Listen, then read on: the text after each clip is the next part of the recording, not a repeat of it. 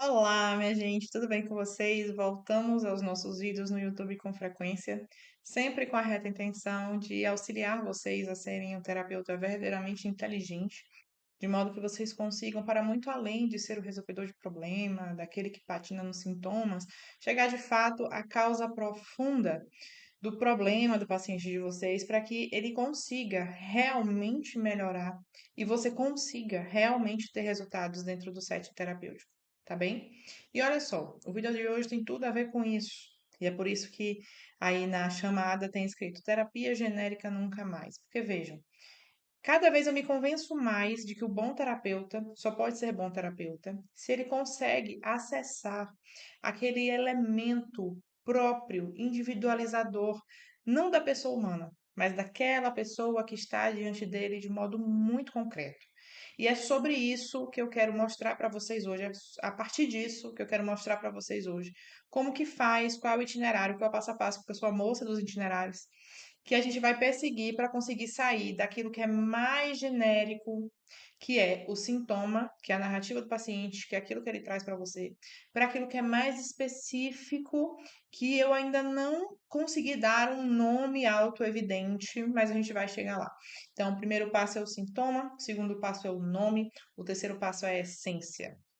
E o bom terapeuta chega até a essência, certo? Que é a causa do problema. Mas o terapeuta é excelente, o terapeuta que não fica sem paciente, o terapeuta que todo mundo quer ser atendido por ele, porque ele de fato chega naquele lugar onde poucos conseguem chegar. É o terapeuta que chega no quarto ponto. E a gente vai falar sobre isso, tá bom? Beleza. Primeiro ponto: sintomas. O que é sintoma? O sintoma é tudo aquilo que vem na narrativa do paciente, certo? O sintoma é o impacto que a causa do problema do paciente tem na vida dele. Aquele elemento exterior, observável, tangível, é o elemento acidental da terapia. E vejam que grande problema nós temos aqui, porque tem muitos terapeutas que estão atuando tão somente com base nos elementos acidentais, porque não possuem ferramenta para poder continuar caminhando. E aqui nós temos, sei lá, 90% dos terapeutas.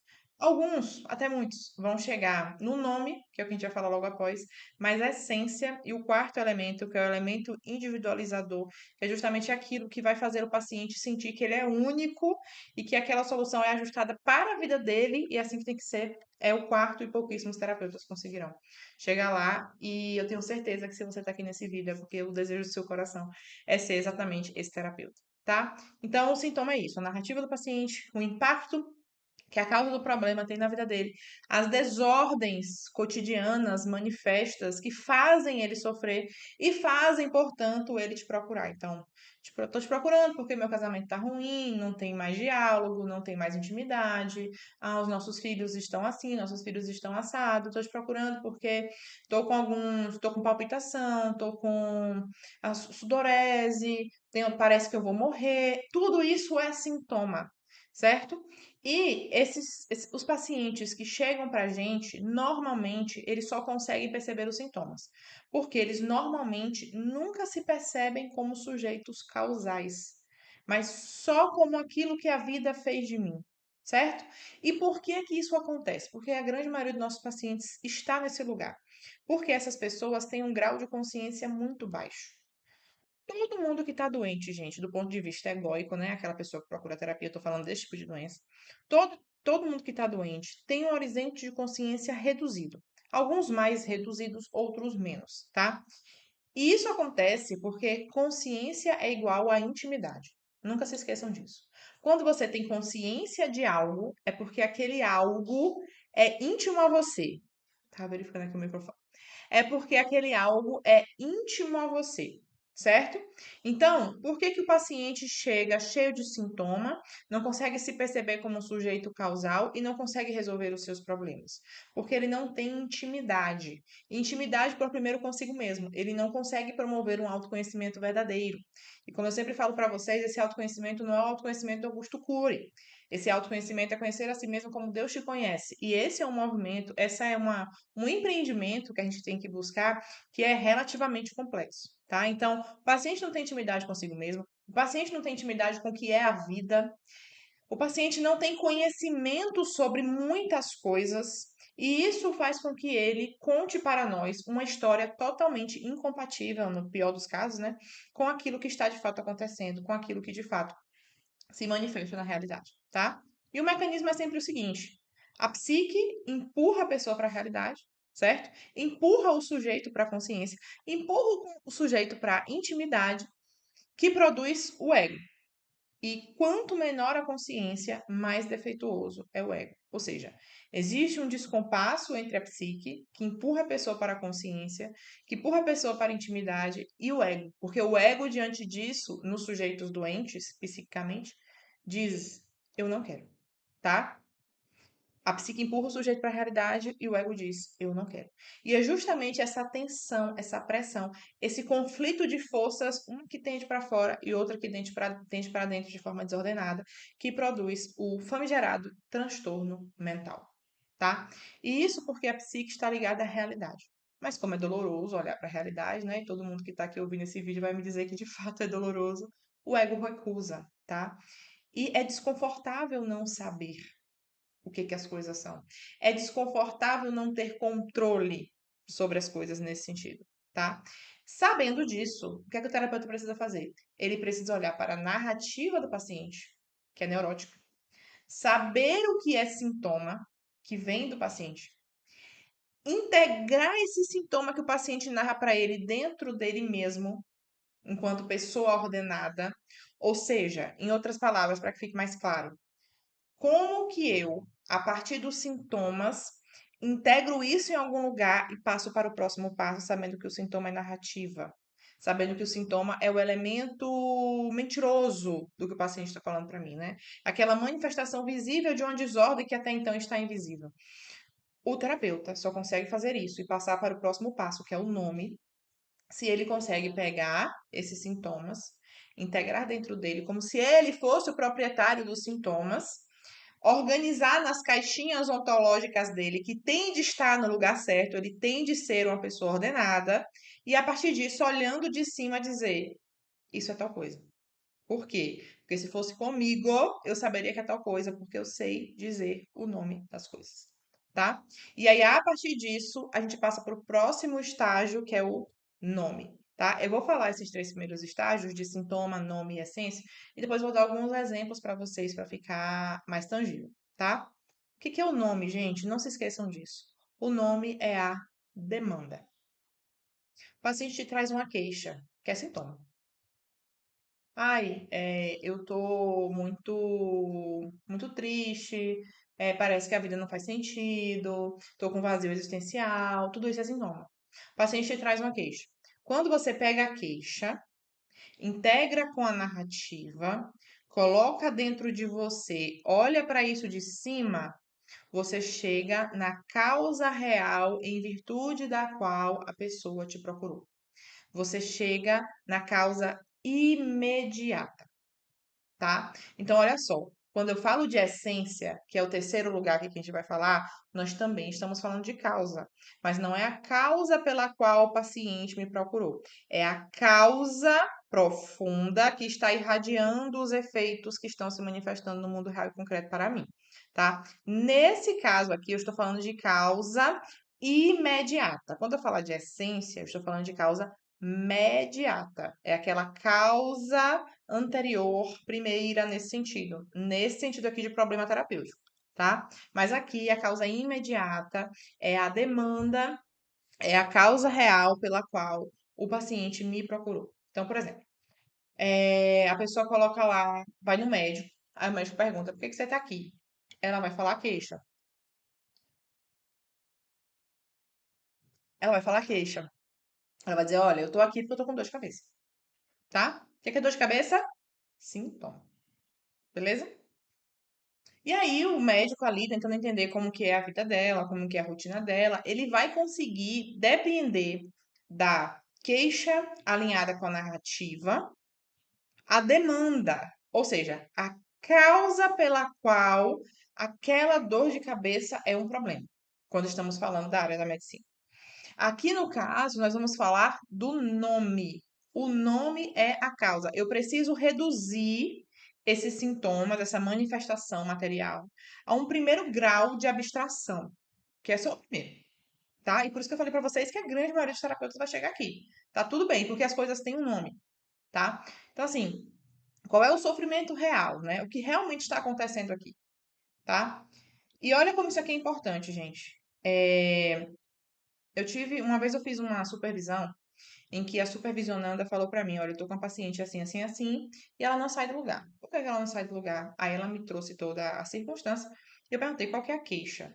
Isso aqui é muito importante, porque a queixa é aquilo que o paciente dá conta de perceber. Então, a queixa é o elemento mais visível para o paciente. Olha como isso aqui é importante. E é a partir daí que a gente faz ele enxergar outras coisas. A queixa dela é a seguinte: ela quer ser melhor para o filho. Ela procura terapia porque ela quer ser melhor para o filho. Quando a terapeuta me disse isso, eu falei: mentira. Essa queixa é muito neurótica. Mentira.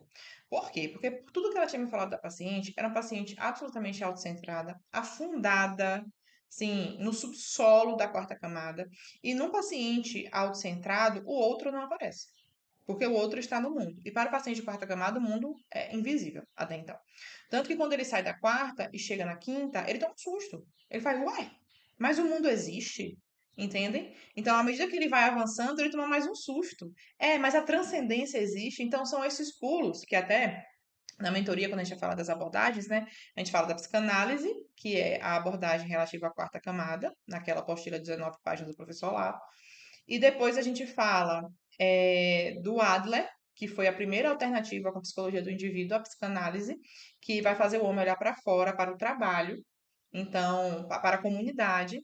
Então, o homem de Freud, quando pula para o homem de Adler, vai dizer assim: olha só, existe um mundo. E o próximo é o Allers, o Rudolf Allers, com a psicologia antropológica, ou seja, a partir daquela questão da transcendência.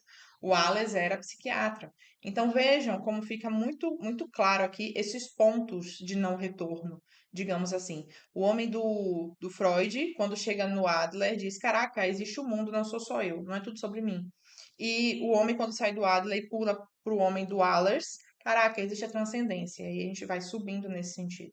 Então, como aquela paciente ela estava chafurdando em si mesma, digamos assim, essa queixa é mentirosa. Ela não quer esse negócio. Ela não quer. Certo? Então, o que é que eu percebo? Eu percebo que a queixa, os sintomas e a motivação do paciente não são compatíveis. E assim consigo perceber que não é sobre isso. Eu preciso encontrar, a partir disso, portanto, a demanda real daquela coisa. Tá? Um outro caso também foi uma moça que eu atendi várias sessões e ela chegou para mim com a seguinte queixa: a minha filha foi abusada e eu preciso ajudar a minha filha. Eu não sei como fazer. E a partir das sessões, confrontando a queixa com a narrativa, com os sintomas, eu verifiquei que a demanda não era essa. E aí eu consegui nomear corretamente a coisa. Na verdade, ela carregava consigo um remorso muito grande, tá? Essa era a demanda, remorso. Olha o nome, remorso. Vocês percebem que não dá para eu tocar no remorso?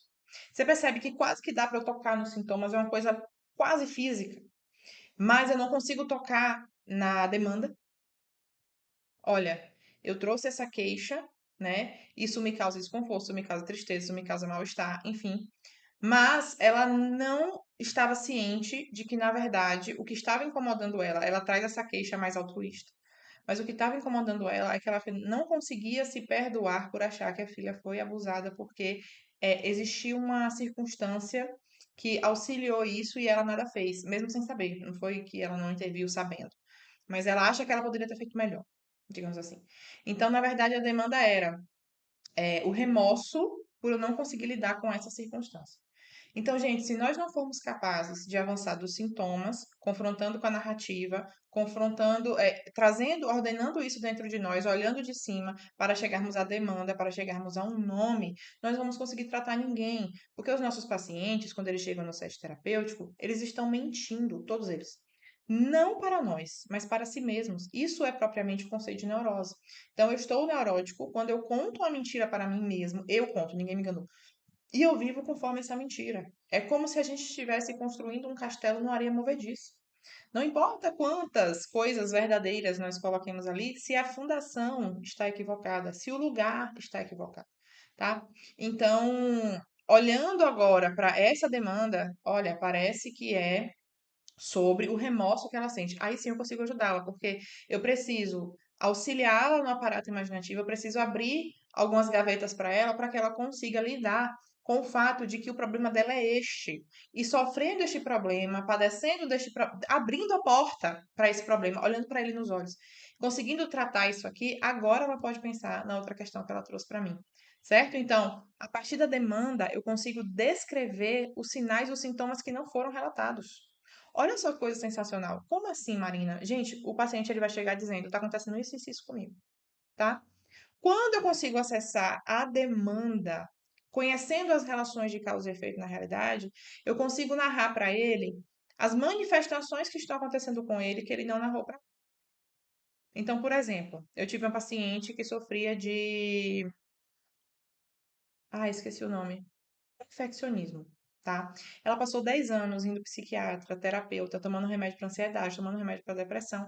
E eu verifiquei que, na verdade, a tensão psíquica, ou seja, o nome, que estava promovendo os sintomas que ela me narrava e que ela estava tomando remédio para esses sintomas, mas não estava melhorando, se chamava perfeccionismo. Então ela foi me contando, Marina, acontece isso, acontece isso, acontece isso, acontece isso na minha vida, e eu fui pegando essa história, integrando dentro de mim e olhando, cara, quando a pessoa faz isso, e ela narra isso aqui, só pode ser perfeccionismo. E eu falei para ela que era isso, e aí eu comecei a narrar para ela a partir do estado de vida dela, de esposa, de mãe. Então, olha, com seu filho você deve se sentir assim, com seu esposo deve se sentir assado, com sua mãe você deve se sentir assim. Quando acontece isso, você reage assim. Eu fui narrando para ela os sintomas que ela não tinha apresentado para mim. E ela foi ficando chocada.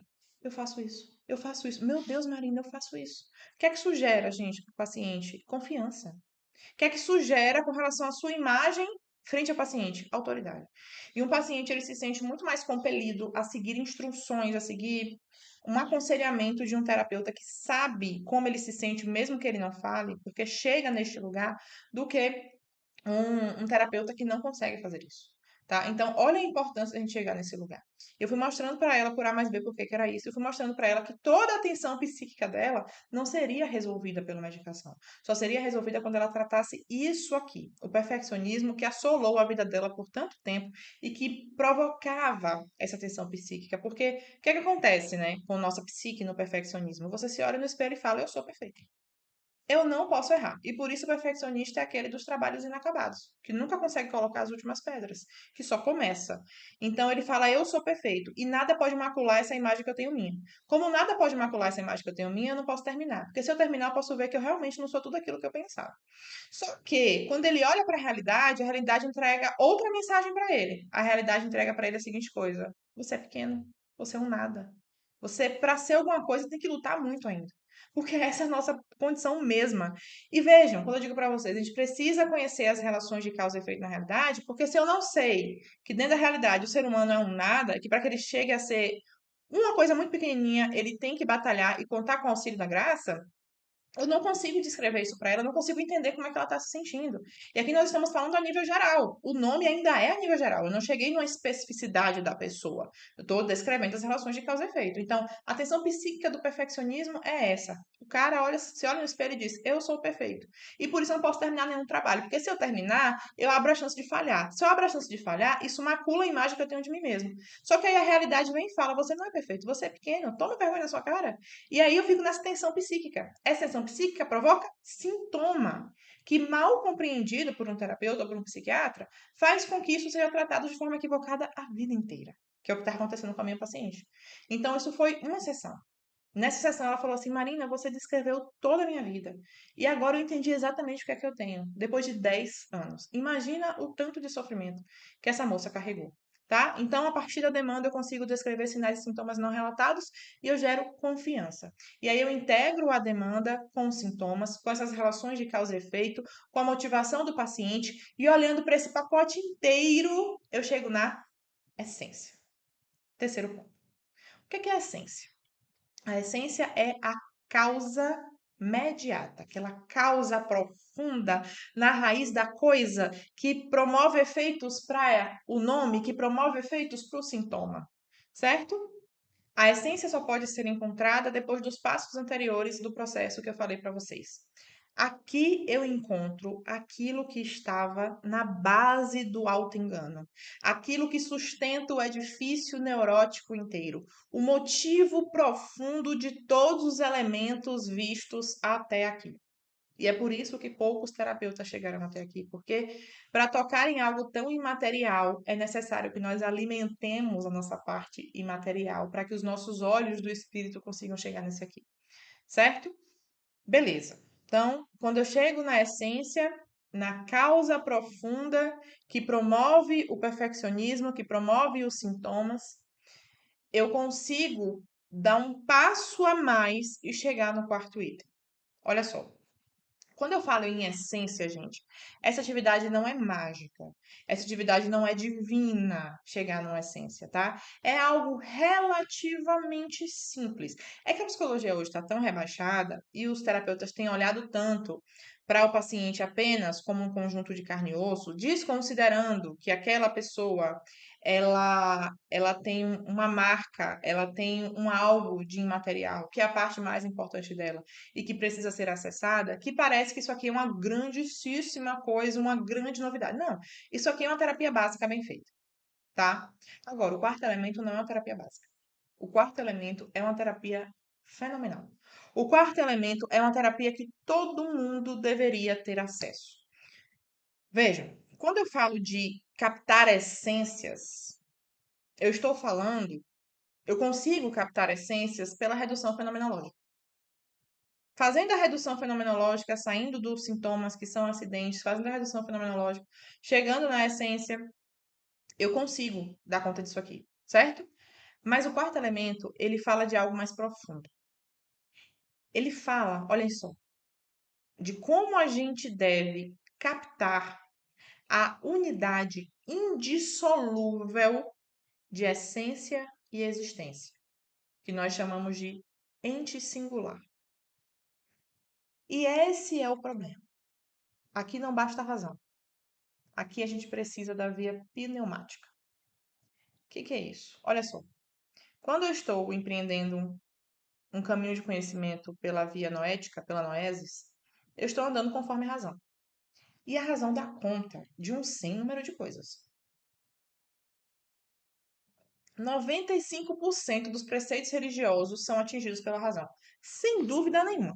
A gente consegue olhar para aquilo ali e raciocinar um pouquinho, às vezes com um pouquinho mais compenetrado, mas a gente dá conta. Pouquíssimas coisas são preceitos de fé. Pouquíssimas. Então, tipo assim, eu preciso ter fé para acreditar que a Virgem Maria morreu virgem, tá? Isso não está escrito em lugar nenhum, não tem como a gente provar pela via racional. A ponto de que eu não consigo provar isso para ninguém. Se alguém de outra religião disser assim, tá, mas me prova isso, eu vou dizer, não tenho como. E, tipo assim, isso não me causa nenhuma tristeza. Porque, assim, não tem como eu obrigar alguém a ter a mesma fé que eu, nesse sentido. Isso é muito particular. Só que a grande maioria a gente consegue pela via da razão. Que, para o terapeuta conseguir chegar nesse lugar, ele precisa da via pneumática. Ele precisa da iluminação do intelecto por uma luz superior, que dá a conhecer coisas que a razão sozinha não consegue enxergar. E é por isso, gente, que existem duas formas da gente se mover no mundo, tá? Para que eu consiga chegar, nas duas formas eu vou chegar à verdade. Só que eu tenho uma verdade mais baixa e uma verdade absolutamente estupenda e brilhante. Pela primeira forma, eu me movo através da lógica, tá? E a verdade, como conceito, é fruto da lógica. Eu consigo acessar a verdade por um conceito, que é a essência, tá? Fruto da lógica. Isso aqui é razoavelmente simples, por isso que eu falei, é uma terapia básica bem feita. Agora, existe uma outra forma de mover no mundo que é um plus, que é a via pneumática, que também chega à verdade. Só que, por esta via, que eu chamo de amor, eu chego à verdade não como um conceito. Eu chego à verdade através de uma pessoa. E vejam, gente, Deus é pessoal e inteligente. E como é que eu sei disso? Porque em tudo quanto existe, existe Deus. Deus é o grande ser com S maiúsculo e ele vai dando fatias desse ser para as coisas que ele criou com S minúsculo. Então, esse ser que ele vai dando as coisas com S minúsculo denota para nós qual é a perfeição própria de cada criatura. Então, se eu olho para as criaturas, elas refletem Deus. Porque ali tem uma fatia, de uma forma muito grosseira, de Deus. Então, se eu sou pessoal e inteligente, se eu sou pessoa e sou inteligente, Deus também é, tá? Isso aqui é muito importante. Nós, Deus e os anjos somos pessoas, são pessoas, tá? Claro, num conceito análogo. O que quer dizer análogo? Que é algo de igual e algo de diferente. O que é que tem de igual? O nome, pessoa. Deus é pessoa, o anjo é pessoa e o homem também é pessoa. Isso é o que há de igual. E o que há de diferente? Justamente a intensidade dessa perfeição, a intensidade desse ser. Então, o homem entende, o anjo entende e os homens entendem. Isso aqui é análogo. Por quê? O que é que tem de igual? O nome entendeu, os três entendem. Só que em graus diversos. Deus, quando pensa, ele cria. Por isso que ele é a autoconsciência da autoconsciência, como diria Aristóteles, no livro 12, item 9 da Metafísica, se eu não me engano. Ele é a autoconsciência da autoconsciência. Quando ele pensa, ele cria. E pensa em si mesmo e cria as coisas. É uma coisa maravilhosa. O anjo, quando ele pensa, ele intui.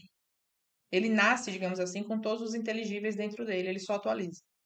E o homem, quando ele pensa, quando ele atinge um conceito, ele abstrai os inteligíveis das coisas materiais. Então vejam como eu tenho graus de perfeição completamente distintos. Em um pensamento, as coisas são criadas, isso aqui é estupendo. E no do homem, a gente abstrai os inteligíveis das coisas materiais. Então existe um processo muito mais demorado, digamos assim, do que os dos anjos, e com muito mais margem para erro. Isso é analogia. Então, Deus é pessoal e inteligente. E eu só acesso essa pessoa, super pessoa, inteligente, pelo amor, certo? Ou seja, eu preciso utilizar a minha inteligência de modo amoroso, tendendo à pessoalidade. E aí, em um dado momento, eu não vou ser uma inteligência apenas que busca. Então, eu não vou estar sempre só buscando acessar através do amor. Eu vou ser uma inteligência que, por ser tão íntima, recebe. E recebe o quê? Essa luz que eu falei para vocês há pouco, tá? E vejam, a razão sozinha, ela não dá conta de compreender, por exemplo, como a morte pode ser fonte de vida. Mas por que bulhufas nosso Senhor Jesus Cristo morreu na cruz? Que loucura! São Tomás diria que é uma loucura de amor. Realmente, gente, isso é absolutamente incompreensível através da via da razão. Vocês percebem? A razão considera isso aqui uma loucura, um escândalo. Isso é tão sério que o professor Olavo, ele dizia que a pessoa que pensa com o cérebro é burra. O que é o cérebro? A razão, a noesis, tá? Quem é o sábio? O sábio é aquilo que ultrapassou esse degrau. O sábio é aquilo que sente as coisas com o corpo inteiro. É igual o mago da primeira carta do tarô, não sei se vocês já viram. Ele tá trabalhando, a mesinha dele tá ali na frente, mas ele tá trabalhando sem olhar para a mesa. Vejam, ele tá ali como se o trabalho dele fosse muito orgânico e integrado. Ele sabe tanto fazer aquilo que ele faz, ele não só pensa, como ele sente aquela coisa em sua inteireza, de modo que ele empreende ali uma perfeita desatenção, ou uma atenção desatenta, certo? Qual que é o problema aqui? Nós temos uma dificuldade desse negócio, porque o iluminismo colocou para nós a razão como centro de tudo. A razão autômata como motor do ser humano. E tanto que o lema do iluminismo é sapere aude, atreve-te a saber, sai da minoridade intelectual. Qual era a minoridade intelectual? O homem religioso, né? O homem da religião que era um menor de idade na vida intelectual, porque ele só ficava refém das coisas que a igreja falava. Então, assim, é preciso que nós saibamos das coisas através da razão. Mas também é preciso que, após isso, não por primeiro, mas por segundo, após isso, nós consigamos, pela fé e pela caridade, nos atrever a sentir, certo? Então vejam, no final das contas, o que é que isso tem a ver com terapia? Eu só conheço do eu substancial do outro, que é esse eu que está por dentro de tudo, nesse centro, que só é acessível à via pneumática, aquela coisa profunda, o elemento individualizador entre a essência e a existência, aquilo que faz a Marina ser a Marina e não outra. Gente, vocês imaginam para o paciente como isso é profundo e transformador?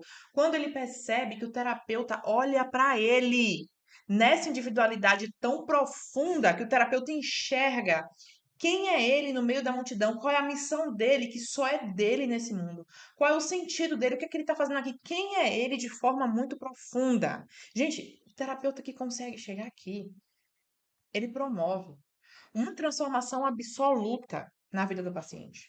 Então, eu só consigo conhecer do eu substancial do outro não através da minha mente, não através da minha razão, não através da noesis, não dando um nome, não chegando a uma essência. Minha mente dá conta de chegar na essência. Eu só conheço o eu substancial do outro através do meu ser, através da minha própria presença de identidade de ser substancial. E é justamente por isso que no livro O Mapa do Mundo Pessoal, o Julia Marias fala que o encontro rigorosamente pessoal constitui algo como que uma revelação. Caraca, gente. Presta atenção nisso aqui. O encontro rigorosamente pessoal na terapia constitui algo como que uma revelação. E dá para você compreender uma revelação com a razão? Você só compreende uma revelação com seu eu substancial. Então, só é possível conhecer o outro quando um eu substancial está diante de outro eu substancial. É interessante, e me lembra falando isso aqui, que o Duns Scott, ele argumentava que se a diferença entre os seres humanos fosse puramente material, a matéria assinalada pela quantidade, né, o princípio de individuação metafísico, nós não poderíamos falar em imortalidade da alma. Olha só como tem tudo a ver aqui com o eu substancial, a consciência de imortalidade, né? E esse conceito, digamos assim, da imortalidade da alma. Por quê? Porque para que a alma seja imortal, isso requer uma forma específica do indivíduo humano, certo? E Duns Scott dizia que essa forma específica é negada quando eu tenho a ideia de que todos nós possuímos a mesma substância, matéria-prima mais forma substancial. Tá? Então todo mundo tem a mesma substância. Ele nega isso. Ele diz que, além disso, a gente precisaria acrescentar a ideia de forma substancial da espécie humana, a ideia de uma forma essencial do indivíduo humano. Presta atenção. A espécie humana tem uma forma substancial, que é a alma intelectiva, beleza? Duns Scott dizia: olha, além disso, eu preciso acrescentar aqui uma forma essencial do indivíduo. Não estou falando mais de espécie. Uma forma essencial do indivíduo humano. E a essa forma essencial, o Duns Scott chamou de essidade, tá? Não sei se pronuncia de outro jeito, não. É essidade, é com H e dois Cs. Vejam, é como se, vamos olhar para Pedro, que é o exemplo que o Julián Marias dá no livro História da Filosofia. Pedro tem a essência humana, certo? Só que, para o Duns Scott, existe uma formalidade a mais dentro da forma. Tem a forma, que é a essência do homem enquanto espécie. E tem a forma a mais, que é do indivíduo, daquele e não de outro. Olha como tem tudo a ver com o que eu estou falando para vocês aqui agora. Que ele chama de petreidade, certo? Então, é um plus no princípio da individuação. Para Duns Scott, o princípio da individuação não é apenas material, como na metafísica atomista. Olha só, São Tomás dizia que é. Mas aqui nós temos também um princípio formal. Muitos alunos de Duns Scott, seguidores de Duns Scott de São Tomás, brigam por isso aqui, dizendo que, olha, eles têm perspectivas diferentes, aqui nós temos a matéria, aqui nós temos também essa forma, etc e tal. Porém, gente, se a gente for olhar com muito cuidado, essa perspectiva do Duns Scott complementa a de São Tomás. Ou seja, há uma substância na espécie, tá? Existe uma diferenciação meramente material, a matéria assinalada pela quantidade, mas há também, em cada indivíduo diferenciado, uma forma substancial individual. E ok, essa aqui não é a causa da individuação. A causa da individuação é a matéria assinalada pela quantidade. Mas isso aqui é o efeito da individuação. Ou seja, em virtude da individuação, cada ser humano tem uma forma individual, a marinidade, a petreicidade, certo? Isso fica muito claro, gente, quando a gente percebe que, vejam, quantas vezes, um outro dia eu estava conversando com a psiquiatra, e ela falou assim para mim, Marina, é muito comum que os colegas falem assim para mim, qual é o melhor remédio para a depressão? Como se não tivesse diante dele uma pessoa específica. Como se todo mundo fosse tomar o mesmo remédio para a depressão e fosse dar tudo certo. O que é que as pessoas acham? As pessoas acham que a patologia está acima da pessoalidade, certo? É como se eu e minha mãe fôssemos para emergência, as duas com os mesmos 3 sintomas, esses 3 sintomas fossem descritos no DSM como provocados pela mesma causa, pela mesma doença. E aí o médico olha pra minha mãe, olha os 3 sintomas que estão no DSM, que é de uma doença mesmo, e diz: vocês duas estão com essa doença, tá? Vamos dar um exemplo aqui, sei lá. Vamos sair do DSM, hepatite. A hepatite se manifesta por 3 sintomas. Eu tenho os 3 sintomas, minha mãe tem outros sintomas. O médico desavisado, que não ouviu essa aula aqui, ele vai dizer hepatite e mandar para casa. Isso tá certo? Isso não tá certo. Olha só, gente, em toda relação médica, psicológica, enfim, nós temos a causa do problema, tá? Que é a essência, a causa profunda do problema. E nós temos a pessoa, a manifestação desses problemas, perdão. A causa do problema e a manifestação desses problemas. O que é que tem no meio? No meio, vou dizer para você o que é que tem no meio. Eu tenho um anteparo entre a causa e o sintoma, tá? E nesse anteparo, causa, sintoma e o anteparo no meio. Não dá para colocar uma coisa aqui. Minha cabeça é o anteparo. Causa, sintoma e o anteparo. Quando a causa produz os seus efeitos, ela não passa pelo nada para apresentar o sintoma. Ela passa por esse anteparo. O que é esse anteparo?